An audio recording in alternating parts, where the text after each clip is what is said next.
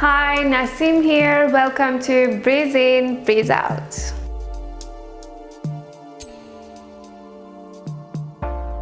Today we're going to make a traditional Turkish salad called kısır.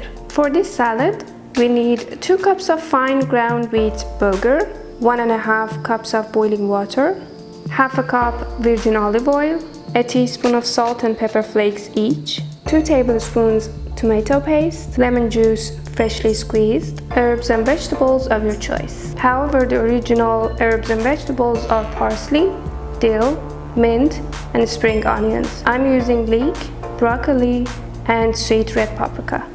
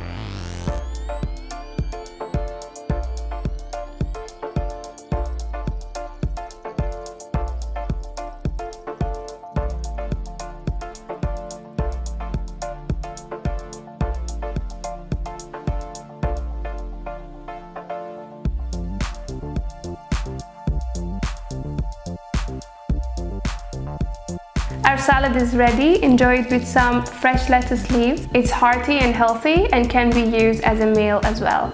And one last thing, if you haven't yet subscribed to my channel, it's time you did it now.